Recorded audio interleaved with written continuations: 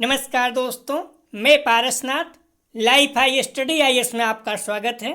आज हम लोग आगरा यूनिवर्सिटी के एमएड फर्स्ट सेमेस्टर एग्जाम 2022 जो 19 अक्टूबर 2022 को BD 103 अर्थात शैक्षिक अध्ययन या एजुकेशनल स्टडीज का एग्जाम हुआ था उसका आंसर की देखेंगे। यह पेपर 80 अंक का था। 100 प्रश्न दिया गया था। 50 प्रश्न हल करना था आप लोगों को, अर्थात एक प्रश्न 1.6 अंक का था। इस पेपर में पास होने के लिए आप लोगों को कम से कम 32 अंक प्राप्त करना होगा, अर्थात 20 प्रश्न सही करना होगा। और समय 1 घंटे 30 मिनट अर्थात 90 मिनट है। बुकलेट सीरीज अपनी सी है, तो जिन लोगों की बुकलेट सीरीज सी नहीं है प्रश्न आगे पीछे होगा, आप लोग मिला लीजिएगा। उमार आंसर शीट नंबर यहाँ पर आप लोग जरूर लिखा करें। आप लोग ध्यान दीजिएगा, कोशिश किया गया है कि सभी प्रश्न सही हों। 1-2 प्रश्न ऐसे हैं जिनका आंसर आप क्लियर बता नहीं सकते कि क्या होगा, यूनिवर्सिटी पर निर्भर करेगा, तो आप लोग परेशान मत होना। ऐसे 1-2 प्रश्न हैं। यदि किसी प्रश्न में आपको संदेह है तो कमेंट सेक्शन में ज़रूर बताइएगा, फिर से चेक करेंगे। हम लोग प्रश्नों पर आएँ, लेकिन उससे पहले प्लीज़ आप लोग वीडियो को ज़्यादा से ज़्यादा शेयर कीजिए जिससे सभी लोगों को लाभ हो सके। यदि आप लोग चैनल को सब्सक्राइब नहीं किए हैं तो चैनल को सब्सक्राइब कीजिए तथा वीडियो को लाइक और शेयर जरूर कीजिए, इससे मोटिवेशन मिलता है। आइए देखते हैं प्रश्नों को। पहला प्रश्न है, कुशलता आधारित शिक्षा केंद्रित है, तो इसका सही जवाब हो जाएगा पहले का डी, उपयुक्त सभी। व्यापक ज्ञान, कौशल, छात्र के दृष्टिकोण विकसित करना, अर्थात तीनों। कुशलता आधारित शिक्षा केंद्रित है, तो इसका सही जवाब हो जाएगा डी, ऑल द एबव। दूसरा प्रश्न है, मॉन्टेसरी स्कूल जोड़ देते हैं, सही जवाब हो जाएगा 2 का ए, इंद्रिय प्रशिक्षण का सिद्धांत। अगला प्रश्न है 3, शिक्षा का पंचकोश सिद्धांत विस्तृत किया गया, सही जवाब हो जाएगा 3 का डी, अरविंद। अगला प्रश्न है 4 नंबर, यदि छात्र अनुसरण करने में सक्षम नहीं है तो शिक्षक को, सही जवाब हो जाएगा इसका, ध्यान रखना 4 का डी, उपरोक्त सभी। संकेत देना, विषय को सरल बनाना चाहिए, उदाहरणों से वर्णन करना चाहिए। सबसे बेस्ट ऑप्शन अगर चुनना होगा आपको तो सी होगा, लेकिन ध्यान रखना इसमें सभी सही है, ठीक है। तो इसका सही जवाब हो जाएगा डी, 4 का सही जवाब है डी। अगला प्रश्न है, एक शिक्षक अच्छा हो सकता है यदि, सही जवाब हो जाएगा 5 का ए, उसे शिक्षण में वास्तविक रुचि है।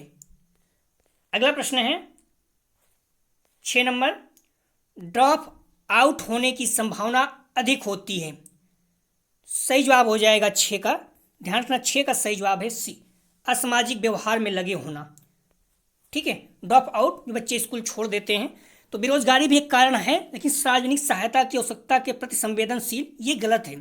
तो अगर ये गलत है तो हमें उम्मीद है कि नहीं होगा, ठीक है। सबसे बेस्ट ऑप्शन है, ड्रॉप आउट होने की संभावना अधिक होती है। यहाँ पर अधिक संभावना व्यक्त कर रहा है, तो असामाजिक व्यवहार में लगे होना, ठीक है। Engage in anti social behaviour, 6 का सही जवाब हो जाएगा सी। अगला प्रश्न है 7 नंबर, बिना संदर्भ वाली संख्या चित्र या शब्द कहलाते हैं, सही जवाब हो जाएगा 7 का ए, डेटा। अगला प्रश्न है 8, शब्दों, संख्याओं या चित्रों का एक संग्रह जिसका अर्थ होता है कहलाता है, सही जवाब हो जाएगा 8 का बी, सूचना।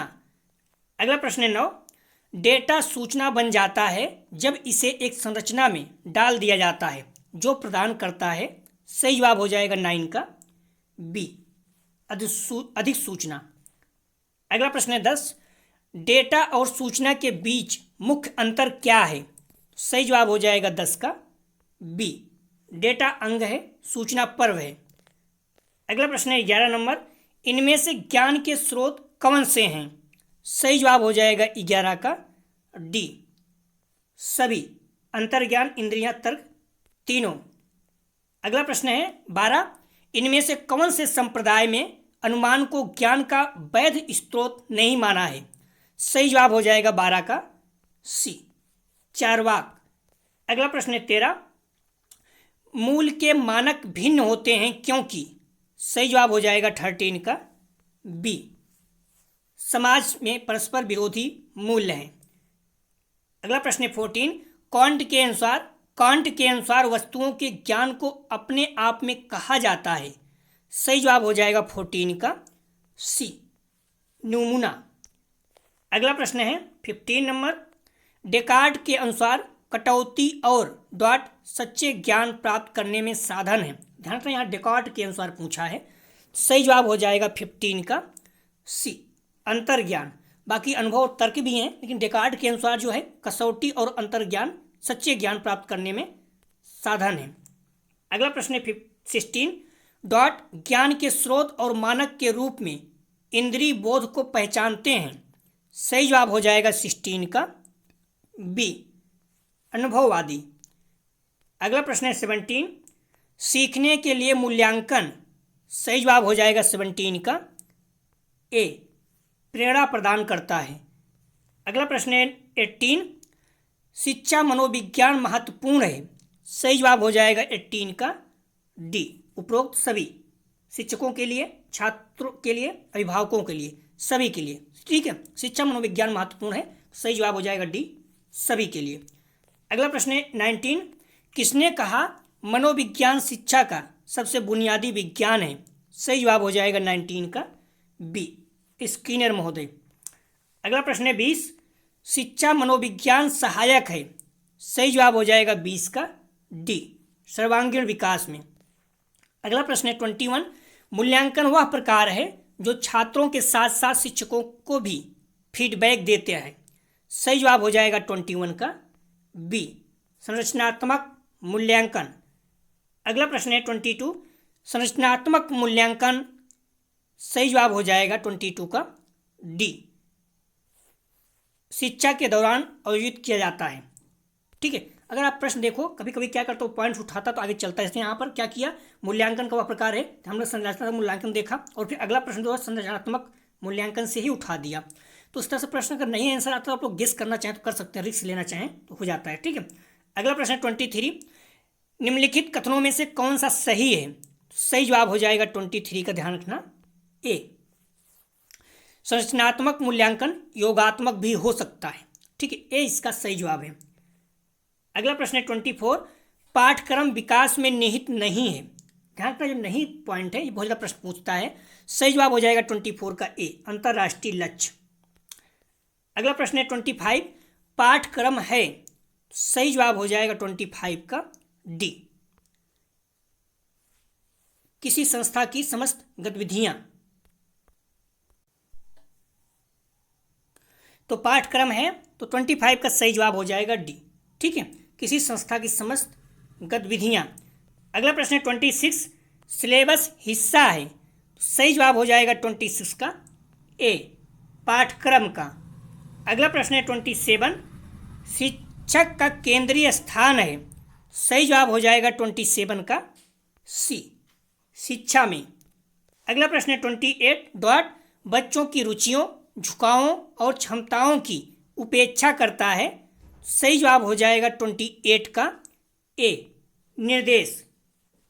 अगला प्रश्न है 29। सीखने में सबसे अधिक महत्वपूर्ण किसका होता है। सही जवाब हो जाएगा 29 का बी, अभिप्रेरणा अर्थात मोटिवेशन का। सीखने में सबसे अधिक महत्वपूर्ण मोटिवेशन होता है। 20 का सही जवाब है 29 का। अगला प्रश्न है 30। शिक्षा के व्यापक अर्थ के अनुसार शिक्षा का प्रमुख उद्देश्य है। सही जवाब हो जाएगा 30 का ए, सर्वांगीण विकास। अगला प्रश्न है 31। अधिगम की प्रक्रिया चलती है। सही जवाब हो जाएगा 31 का डी, जीवन पर्यंत। अगला प्रश्न है 32। शिक्षा की विशेषता नहीं है। इस पॉइंट को ध्यान रखना, नहीं है। सही जवाब हो जाएगा 32 का सी, शिक्षा केवल स्कूल तक सीमित है। अगला प्रश्न है 33। पाठ्यक्रम का शिक्षा में उपयोग किया जाता है। सही जवाब हो जाएगा 33 का डी, उपरोक्त सभी। अधिगम को रोचक बनाने के लिए, अधिगम को आसान बनाने के लिए, शिक्षक की सहायता करने के लिए, तीनों इसका सही है। ठीक है, अगला प्रश्न 34। शिक्षा का कौन से साधन जनसंचार का साधन नहीं है। पॉइंट को ध्यान रखना, नहीं है। सही जवाब हो जाएगा 34 का ए, परिवार। परिवार जो है ये जनसंचार का साधन नहीं है, समाचार पत्र, इंटरनेट, रेडियो है। अगला प्रश्न है 35। एक कौशल की प्राप्ति एक डॉट प्रक्रिया है। सही जवाब हो जाएगा 35 का सी, मनोगत्यात्मक, साइकोमोटर। अगला प्रश्न है 36। जब हम सामान्य से विशिष्ट तर्क की ओर बढ़ते हैं तो हम इसे डॉट कहते हैं। ध्यान रखना, इसका सही जवाब हो जाएगा ए, निगमन। आप ऐसे याद रखिए ना, निगमन मतलब नियम। जब हम सामान्य से विशिष्ट ओर बढ़ते हैं तो क्या कर रहे हैं, नियम के अनुसार चल रहे हैं। पहले सामान्य फिर विशिष्ट, मतलब पहले सरल फिर कठिन, तो नियम के अनुसार चल रहे हैं, इसे निगमन कहते हैं। और आगमन में क्या होता है, पहले कठिन फिर सामान्य। ठीक है, तो 36 का सही जवाब हो जाएगा, ध्यान रखना, ए। अगला प्रश्न 37। अनुभव पर आधारित ज्ञान कहलाता है। सही जवाब हो जाएगा 37 का बी, पोस्टेरियरी। ठीक है, पोस्टेरियरी, बी इसका सही जवाब है 37 का। 38। शिक्षण का लक्ष्य है। सही जवाब हो जाएगा 38 का ए, मस्तिष्क, मन को समृद्ध करना। अगला प्रश्न है 39। कौन सा कथन असत्य अर्थात गलत है। सही जवाब हो जाएगा 39 का डी, ज्ञान सूचना है। अगला प्रश्न 40। किसी चीज पर विश्वास करना क्योंकि यह प्रथागत है या अंधविश्वास है कहलाता है। सही जवाब हो जाएगा 40 का ए, अधिकार। अगला प्रश्न है 41। प्रशिक्षण का लक्ष्य है। सही जवाब हो जाएगा 41 का बी, कुछ विशिष्ट कौशल में महारत हासिल करना। अगला प्रश्न है 42। कल्पित सत्य कहलाता है। सही जवाब हो जाएगा 42 का बी, विश्वास। अगला प्रश्न है 43। डॉट कच्चा माल है, डॉट कच्चे माल का उत्पाद है। सही जवाब हो जाएगा 43 का सी, डेटा सूचना। डेटा कच्चा माल है, सूचना कच्चे माल का उत्पाद है। सी इसका सही जवाब है। अगला प्रश्न है 44। अभ्यास के कारण विकसित दक्षता कहलाती है। सही जवाब हो जाएगा 44 का सी, कौशल। अगला प्रश्न है 45। ज्ञान ने मनुष्य की मदद की है और सभ्यता की प्रगति को प्रेरित किया है। सही जवाब हो जाएगा 45 का ए, सत्य। अगला प्रश्न है 46। पुराने के साथ नए ज्ञान का एकीकरण है। पुराने के साथ नए ज्ञान का एकीकरण है, तो इसका सही जवाब हो जाएगा डी। ठीक है, पुराने के साथ नए ज्ञान का एकीकरण जो है ये नॉलेज इंटीग्रेशन कहलाता है, अर्थात ज्ञान एकीकरण कहलाता है। ठीक है, जो इसमें नहीं है, तो इसका सही जवाब हो जाएगा डी। 46 का सही जवाब है डी। अगला प्रश्न है 47। डॉट कौन, क्या, कहाँ और कब प्रश्न के उत्तर देता है। डॉट प्रयोग से संबंधित है, डॉट डॉट में मूल्यांकन निहित है। सही जवाब हो जाएगा 47 का, ध्यान रखना, सी है। ठीक है, सी है। डॉट अर्थात सूचना, कौन, क्या, कहाँ और कब प्रश्न के उत्तर देता है, ज्ञान प्रयोग से संबंधित है, विवेक में मूल्यांकन निहित है, तो सी इसका सही जवाब है। ध्यान रखना, सी इसका सही जवाब है। अगला प्रश्न है 48। ज्ञान प्रतिधारण सबसे कम होता है। सही जवाब हो जाएगा 48 का बी, व्याख्यान विधि। अगला प्रश्न है 49। समाजशास्त्र की विषय वस्तु है। सही जवाब हो जाएगा 49 का ए, सामाजिक संबंध। अगला प्रश्न है 50। शिक्षा और समाजशास्त्र है। सही जवाब हो जाएगा 50 का सी, अन्योन्याश्रित विषय। अन्योन्याश्रित विषय, सी इसका सही जवाब है। अगला प्रश्न है 51। शिक्षा सामाजिक और सांस्कृतिक विरासत को संरक्षित करती है जिसका स्वामित्व है। सही जवाब हो जाएगा 51 का डी, समाजशास्त्र। अगला प्रश्न है 52। शिक्षा के लिए समाजशास्त्र के सिद्धांत का अनुप्रयोग कहलाता है। सही जवाब हो जाएगा 52 का डी, शैक्षिक समाजशास्त्र। अगला प्रश्न है 53। दर्शन शास्त्र में एंटोलॉजी संबंधित है। सही जवाब हो जाएगा 53 का सी, वास्तविकता से। अगला प्रश्न है 54। प्रकृतिवाद मूल रूप से डॉट के विचारों पर आधारित है। सही जवाब हो जाएगा 54 का सी, रूसो। अगला प्रश्न है 55। जीवन के सभी क्षेत्रों में आवश्यक सुधारों पर ध्यान केंद्रित किया गया है। सही जवाब हो जाएगा 55 का सी, अनिवार्यतावाद। अगला प्रश्न है 56, शिक्षा का कौन सा दर्शन मूल रूप से उपयोगी संस्कृत और कौशल पर केंद्रित है। सही जवाब हो जाएगा 56 का सी, अनिवार्यतावाद। अगला प्रश्न है 57, अनौपचारिक शिक्षा का सबसे महत्वपूर्ण तत्व कौन सा है। सही जवाब हो जाएगा इसका बी, मीडिया। आप लोग पता हो जो अनौपचारिक शिक्षा है इसमें परिवार, समुदाय, मीडिया ये सारे महत्वपूर्ण तत्व हैं। अगर परिवार होता तो उसमें परिवार हो जाता, परिवार नहीं है तो दूसरे नंबर पे हम लोग समुदाय मीडिया को रखेंगे, समुदाय भी नहीं है तो हम मीडिया को रखेंगे, ठीक है। तो अनौपचारिक शिक्षा का सबसे महत्वपूर्ण तत्व कौन सा है, मीडिया। लेकिन औपचारिक शिक्षा होता तो स्कूल रहता, ठीक है। तो इसलिए इसका सही जवाब हो जाएगा 57 का बी। अगला प्रश्न 58, जॉन डीवी के अनुसार शिक्षा है। सही जवाब हो जाएगा 58 का डी, जीवन की तैयारी, ठीक है। अगला प्रश्न 59, शिक्षा के समाजशास्त्रीय उद्देश्य में शामिल है। सही जवाब हो जाएगा 59 का डी, उपरोक्त सभी, कौशल, कर्तव्यपरायणता, सांस्कृतिक विकास।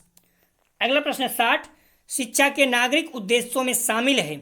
सही जवाब हो जाएगा 60 का डी, नागरिक भावना। अगला प्रश्न 61, कक्षा में इस बात पर जोर देना चाहिए। तो 61 का सही जवाब हो जाएगा सी, एक व्यक्तिगत बच्चे की जरूरतें। कक्षा में इस बात पर जोर देना चाहिए, एक व्यक्तिगत बच्चे की जरूरतें। अगला प्रश्न है 62, शैक्षिक उद्देश्यों का मूल स्रोत कौन सा है।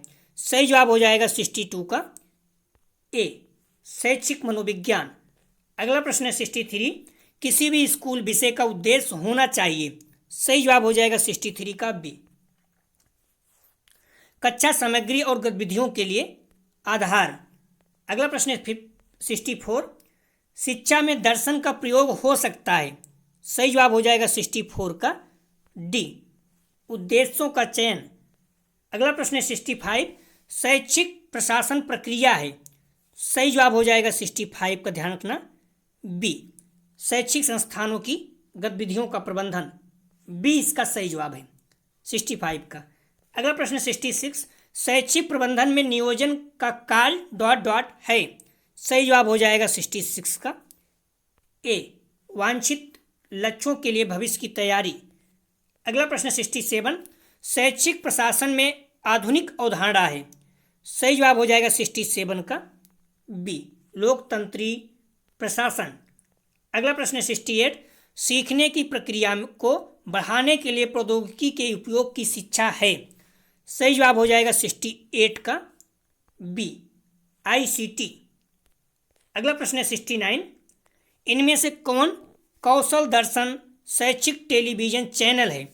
सही जवाब हो जाएगा 69 का सी, ज्ञान दर्शन। अगला प्रश्न है 70, आधुनिक मीडिया शिक्षा के जनक के रूप में किसे जाना जाता है। सही जवाब हो जाएगा 70 का ए, एडगर डेल। अगला प्रश्न है 71, सूचना को दूर दूर तक तुरंत स्थानांतरित करने की विधि कहलाती है। सही जवाब हो जाएगा 71 का डी, टेली संचार। अगला प्रश्न है 72, कंप्यूटर आधारित निर्देशन आधारित है। सही जवाब हो जाएगा 72 का बी, क्रिया अनुबंधन पर। अगला प्रश्न 73, कार्य अनुभव बीच की खाई को पाटने के लिए डिजाइन किया गया है। सही जवाब हो जाएगा 73 का डी, उपरोक्त सभी, औपचारिक अनौपचारिक शिक्षा, सिद्धांत और व्यवहार, हाथ और मस्तिष्क। अगला प्रश्न 74, जनसंख्या शिक्षा पर राष्ट्रीय संगोष्ठी 1969 की सिफारिश के अनुसरण में एक जनसंख्या शिक्षा पाठ्यक्रम किसके द्वारा विकसित किया गया। सही जवाब हो जाएगा 74 का बी, NCTE। अगला प्रश्न 75, शिक्षा में वर्तमान, ध्यान रखना यहाँ पर मुद्रा नहीं बल्कि मुद्दा है, आप इंग्लिश में देखिए ना, which is a current issue in education. शिक्षा में वर्तमान मुद्दा कौन सा है, मुद्रा गलत है, ठीक है, त्रुटि हो गई है। तो शिक्षा में वर्तमान मुद्दा कौन सा है। सही जवाब हो जाएगा 75 का सी, अनुकूली शिक्षा। अगला प्रश्न है 76, NEP अर्थात राष्ट्रीय शिक्षा नीति 2020 ड्राफ्ट समिति के अध्यक्ष कौन थे? 76 का सही जवाब हो जाएगा बी, डॉक्टर के कस्तूरी रंजन। अगला प्रश्न 77, केंद्रीय मंत्रिमंडल में नई राष्ट्रीय शिक्षा नीति अर्थात NEP 2020 को कब मंजूरी दी? सही जवाब हो जाएगा 29 जुलाई 2020। अगला प्रश्न 78, शिक्षा ...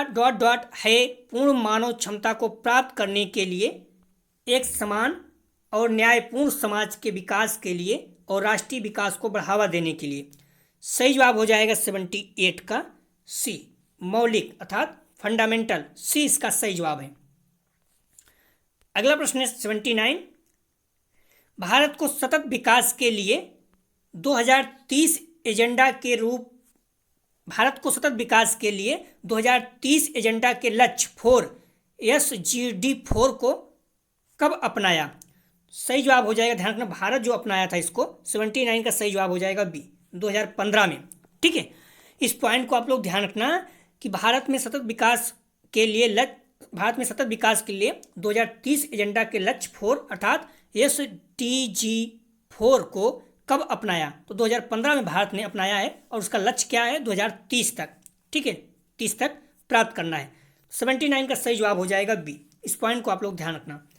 अगला प्रश्न है 80, NEP 2020 का उद्देश्य सामाजिक व आर्थिक पृष्ठभूमि की परवाह किए बिना सभी शिक्षार्थियों के लिए उच्चतम गुणवत्ता वाली शिक्षा तक समान पहुंच प्राप्त करना है। यह लक्ष्य वर्ष ...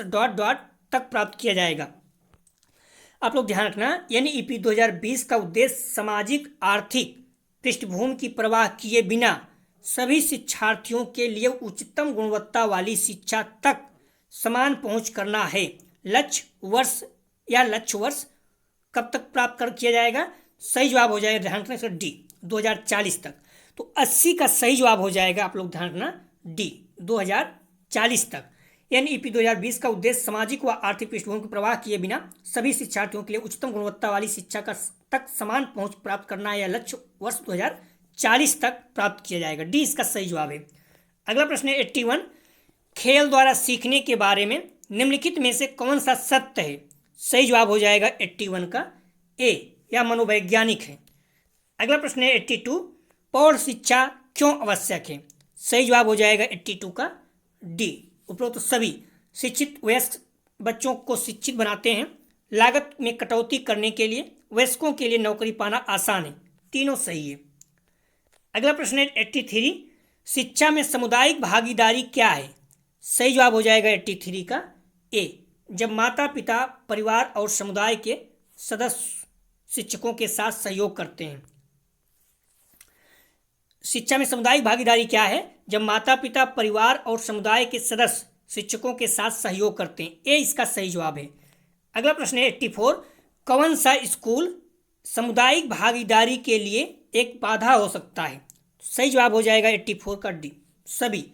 जागरूकता की कमी, नकारात्मक प्रतिष्ठा, गोपनीयता की चिंता, तीनों इसका जो है बाधा हो सकता है।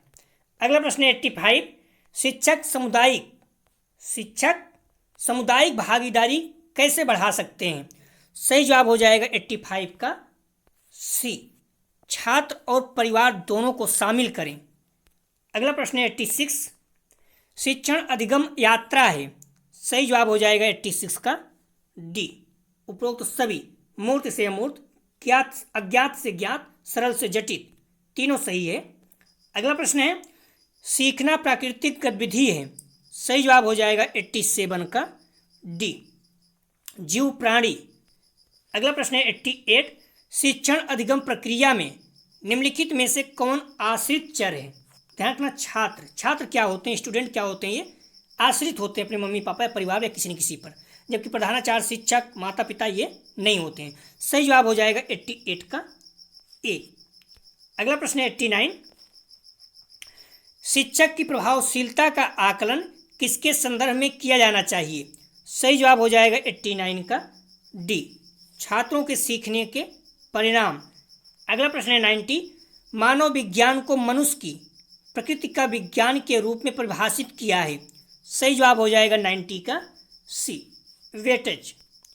अगला प्रश्न है 91, यह सुनिश्चित करने के लिए कि पाठ सुचारू रूप से चले, शिक्षक ए ने उन चरणों को सूचीबद्ध किया जो वह अपने छात्रों के साथ मिलकर करेंगे। यह प्रथा संबंधित है।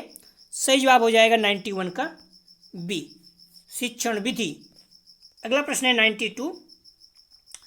शिक्षक उस दिन प्रयोग करने वाला है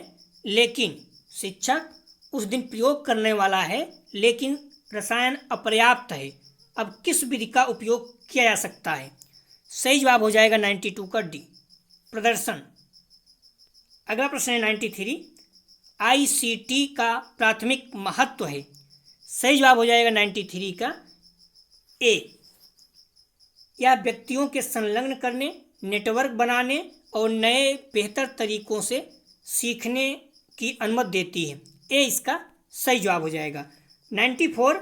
इनमें से कौन एक आभासी प्रयोगशाला नहीं है? सही जवाब हो जाएगा 94 का बी, स्वयं सिद्धा। बाकी तीनों हैं। अगला प्रश्न 95। ICT एक उचित प्रयोग सुनिश्चित करने में मदद कर सकता है कि? सही जवाब हो जाएगा 95 का डी, उपरोक्त सभी बच्चों के पास इंटरनेट की सुविधा है, कोई बच्चा पीछे नहीं छूटा है, सभी बच्चों की समान आवश्यकता होती है। डी इसका सही जवाब है। अगला प्रश्न 96। गैर डिजिटल प्रौद्योगिकी का उदाहरण है। सही जवाब हो जाएगा 96 का सी, मॉडल। अगला प्रश्न 97। ऐसी पद्धति का उपयोग करने का क्या निहितार्थ है जो इस पर केंद्रित है कि कैसे बजाय क्यों? सही जवाब हो जाएगा 97 का डी, उपरोक्त सभी। यह उच्च कोट विचारशीलता है, इसमें पूछताछ निहित है, इसमें समस्या समाधान निहित है। सही जवाब हो जाएगा इसका डी, सभी। अगला प्रश्न है 98। चित्र, मॉडल और इसी तरह की सामग्री विषय में रुचि जागृत करते हैं। दी गई सामग्री को पाठ के किस भाग में प्रस्तुत किया जाना चाहिए? चित्र, मॉडल और इसी तरह की सामग्री विषय में रुचि जागृत करते हैं। दी गई सामग्री को पाठ के किस भाग में प्रस्तुत किया जाना चाहिए? सही जवाब हो जाएगा 98 का ए, आरंभिक गतिविधियां। अगला प्रश्न है 99। शिक्षार्थी पाठ के किस भाग में सीखी गई बातों का संश्लेषण देता है? सही जवाब हो जाएगा 99 का सी, मूल्यांकन, एवेल्युएशन। अगला प्रश्न है 100। ईच वन टीच वन की पुरानी अवधारणा का उपयोग करने वाली रणनीति समान है। सही जवाब हो जाएगा 100 का डी, सहभागी अधिगम, कोऑपरेटिव लर्निंग। ध्यान रखना 100 का डी सही जवाब है। ठीक है, डी सही जवाब है। तो दोस्तों यह था BD 103 का एमएड फर्स्ट सेमेस्टर एग्जाम 2022 का आगरा यूनिवर्सिटी का आंसर की। यदि आप लोगों को PDF चाहिए तो डिस्क्रिप्शन और कमेंट सेक्शन दोनों जगह पर टेलीग्राम और व्हाट्सएप ग्रुप का लिंक दिया गया है। आप लोग ग्रुप ज्वाइन करके PDF प्राप्त कर सकते हैं। ध्यान रखना टेलीग्राम में सबसे ऊपर ही, टेलीग्राम का डिस्क्रिप्शन में सबसे ऊपर और कमेंट सेक्शन में टेलीग्राम व्हाट्सएप दोनों का सबसे ऊपर पिन रहता है। आप जैसे वहाँ पर क्लिक करेंगे दोनों मिल जाएगा, आप कोई भी ज्वाइन कर सकते हैं। प्लीज़ आप लोग वीडियो को ज़्यादा से ज़्यादा शेयर कीजिए। अपने कॉलेज के जो भी ग्रुप हैं, दोस्त यार आपके एमएड कर रहे हैं, क्योंकि आपको भी पता है बच्चे इसमें बहुत कम है। अगर व्यू नहीं आते निराशा होती है, बहुत मेहनत करना पड़ता है आंसर सर्च करने के लिए, ढूंढने के लिए। आप लोग इतना हेल्प कीजिए। अगर व्यू ठीक से आता रहा तो हम लोग आगे क्वेश्चन टेस्ट भी करेंगे और उसमें से बहुत आपको ज़्यादा बेनिफिट होने वाला है। सारे पेपर के टेस्ट वाइज फिर फुल टेस्ट करेंगे, बट अगर व्यू नहीं आएगा तो शायद संभव नहीं हो पाएगा, क्योंकि व्यू अभी मैंने देखा BD 102 डाला गया, उसमें व्यू बहुत कम है। ठीक है, तो प्लीज़ आप लोग वीडियो को ज़्यादा से ज़्यादा शेयर कीजिए और वीडियो को पूरा देखिएगा। इस बात को ध्यान रखिए, कई आंसर ऐसे हैं जो वहाँ पर लगे हुए PDF आपको मिलेगी लेकिन उसमें गलत है, इसलिए आप लोग वीडियो को जरूर देखिएगा। वीडियो देखने के लिए धन्यवाद दोस्तों।